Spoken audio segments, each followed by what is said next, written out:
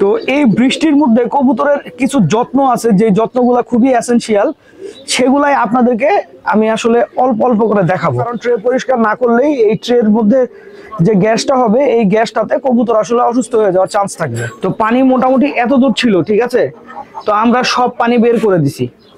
ঘরের ঘরে মুরগি থাকাটা আসলে আমি মনে করি একটা জরুরি বিষয়।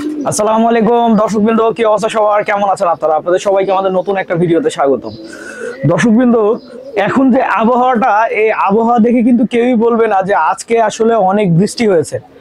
আজকে অনেক বৃষ্টি হয়েছে এবং বৃষ্টির ফলে যে জিনিসটা হয়েছে, আপনারা দেখেন আমাদের ছাদে পানি জমে গেছিল এবং আপনার প্রত্যেকটা খাঁচার নিচে যে ময়লাগুলা ছিল, এই ময়লাগুলা বের হয়ে গেছে নিচে। হ্যাঁ, তো এই ময়লাগুলোর মধ্যে আসলে কবুতর যে খাবারটা আমরা দেই, এই খাবারটা আসলে আপনার ভেসে বের হয়ে গেছে।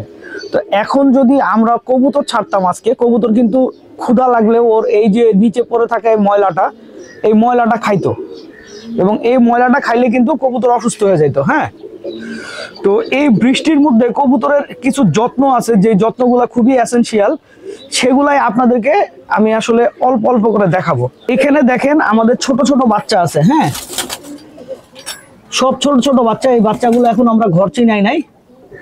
আর ট্রেতে দেখেন অনেক ময়লা, দেখছেন?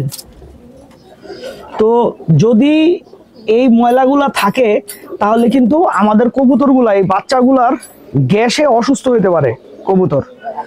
তার মানে হচ্ছে, প্রথম কথা, আমাদের এই ট্রেটা পরিষ্কার করে ফেলতে হবে। আজকে আমরা কিছুক্ষণের মধ্যে এই ট্রেটা পরিষ্কার করে ফেলবো, কারণ ট্রে পরিষ্কার না করলেই এই ট্রের মধ্যে যে গ্যাসটা হবে, এই গ্যাসটাতে কবুতর আসলে অসুস্থ হয়ে যাওয়ার চান্স থাকবে। আমাদের থরের ঘরটা আমাদের মতো একদম ছোট থরের ঘর। আমাদের থরের ঘরটা কিন্তু অনেক ছোট, বাচ্চা করার ঘরটা একদমই ছোট। তাদের উচিত যে থরের ঘরটাতে যদি পানি ঢুকে, সেই থরের ঘরটা ক্লিয়ার করে দেওয়া।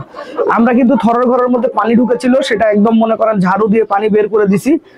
আর থরের ঘরের মধ্যে পানি ঢুকতেই পারে, কারণ আপনার যখন অনেকক্ষণ বেশি বৃষ্টি হয়, তখন আমার এই দরজার যে আপনার দেখতেছেন, এই দরজার যে গ্যাপটা আছে, এই গ্যাপ দিয়ে ভেতরে পানি ঢুকে যায়। তো পানি মোটামুটি এত দূর ছিল, ঠিক আছে, তো আমরা সব পানি বের করে দিছি। যাদের মনে করেন আমার মতো থরের ঘরে পানি ঢুকে, নিচের খাঁচায় যেসব কবুতর থাকে, এই সব কবুতরের দিকে একটু বেশি খেয়াল রাখতে হয়। কারণ হচ্ছে, এই নিচের খাঁচায় যদি মনে করেন আমরা একটু বেশি খেয়াল না রাখি, তাহলে আপনার হবে কি, যে প্রথমে এই যে নিচে যখন পানি জমে, এই গন্ধটা, এই গ্যাসটায় নিচের খাঁচার কবুতর বেশি এফেক্টেড হয়। এইখানে আমাদের একদম ছোট ছোট দুইটা বাচ্চা আছে। তো আমার এই খাঁচাটাকে নিয়ে সবচেয়ে বেশি চিন্তিত আমি, কারণ হচ্ছে যে এই যে পানিটা আছে, পানির গ্যাসটা যেন এখানে না আসে। ঘরের ঘরে মুরগি থাকাটা আসলে আমি মনে করি একটা জরুরি বিষয়।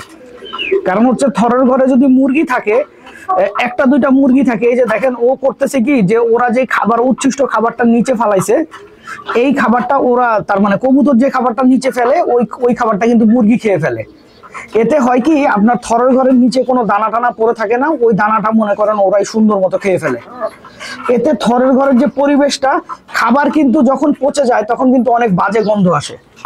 তো আমি এটা আসলে মুরগি না পাললে কখনো বুঝতে পারতাম না যে মুরগি পালাটা আসলে, থরের ঘরে কবুতর বাচ্চা করার ঘরে মুরগি থাকলে আসলে কত সুবিধা হয়। তো দর্শকবৃন্দ, ভিডিওটা আমি এখানেই শেষ করছি। আপনারা সবাই ভালো থাকবেন, 5 ওয়াক্ত নামাজ পড়বেন। আসসালামু আলাইকুম।